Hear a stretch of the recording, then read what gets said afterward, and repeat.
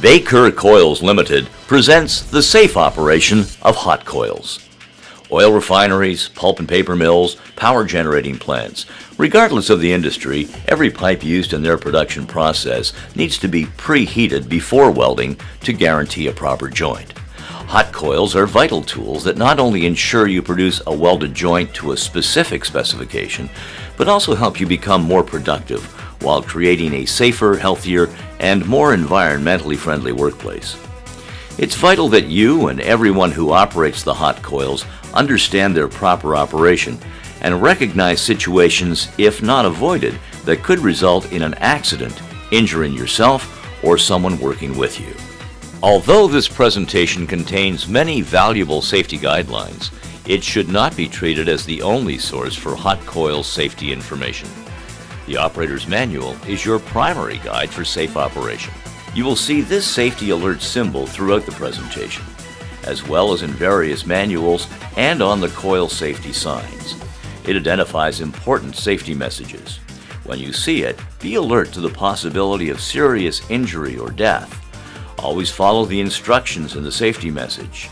This symbol points out actions that you should avoid to reduce the potential for injury. Once you have familiarized yourself with the coils, make certain you are dressed for the job by wearing proper protective clothing when handling the heater coil. Before using the hot coils, check out the work site for unsafe conditions.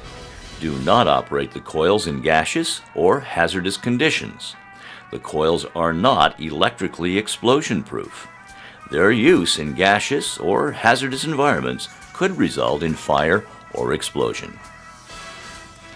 Also check for wet conditions. To prevent the risk of electrical shock, never plug in the coils or immerse them in water or any other liquid, or operate them in wet conditions.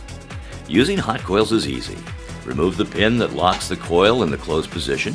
Be sure you inspect the coil for any sign of damage, such as dents on the outer shell or damage to the ceramic core. Damage to the internal diameter ceramic core may expose bare wires and cause an electrical short. Do not use a damaged coil.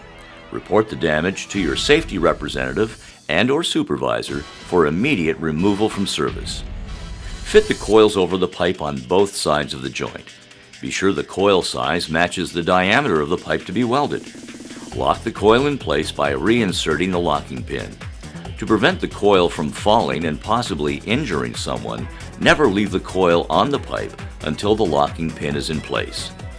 The coils can be installed both on horizontal as well as vertical pipe runs, making in-position welding jobs easier. Before plugging in the coils, set the thermostat using a standard insulated screwdriver. The dial on the thermostat is for guidance only, as the exact desired temperature setting will vary with ambient temperature. Turn clockwise to increase the temperature, counterclockwise to reduce it. Also, be sure to install any monitoring devices such as data loggers, chart recorders, or any other devices before plugging the coils into a power source. Check that the power cord that you are using is in good condition and sized for the job.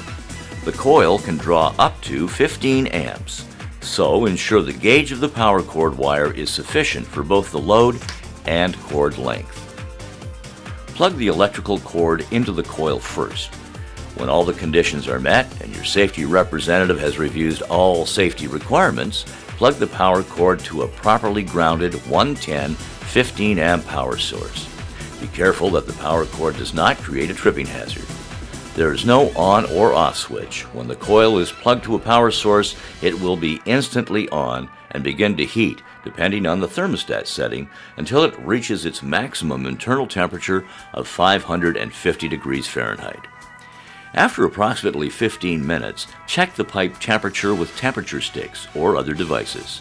Adjust the thermostat up, clockwise, or down, counterclockwise, to achieve desired temperature using an insulated standard flat screwdriver. After the desired temperature is achieved and has been approved by quality assurance, you can begin to weld. The hot coils can be easily slid to the side and continue to hold the temperature while giving you increased welding room. When the joint weld is complete, unplug the power cord from the power source. Allow a cool-off period until it is safe to remove the coil from the pipe. Wearing proper protective clothing, remove the power cord from the heat coil. Remove the locking pin, open the hot coil, and remove it from the pipe, and you're ready to start the next joint. To improve efficiency, additional hot coils can be installed on several joints at one time, which will reduce waiting time and maximize the number of joints welded per day. The number of coils heating at one time is only limited to the number of standard 110-volt power sources available. You can even get a jump start on your day by installing timers so that joints are ready before the start of the next shift. When the job is done, the coil's outer shell and inner core should be cleaned with a dry cloth and the coils stored or transported in a dry, protected location. With proper care, your hot coils will provide you with a long and productive service. It's impossible to cover every situation you can encounter on the job, but by following good safety practices and using good judgment, you will protect yourself and those around you.